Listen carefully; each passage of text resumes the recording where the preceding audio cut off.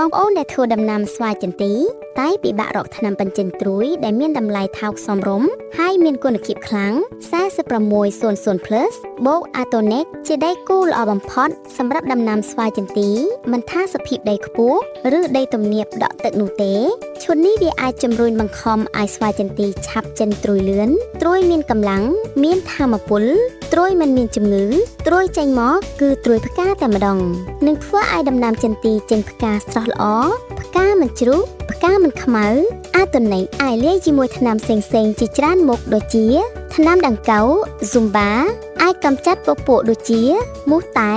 ដង្កូវមូសស្លឹកនិងប្រភេទសត្វស្លាបរឹងស្លាបទុននិងសត្វល្អិតជាច្រើនប្រភេទទៀតអាចលាយជាមួយថ្នាំការពារជំងឺសន្សាមស្អិនសន្សាមប្រៃ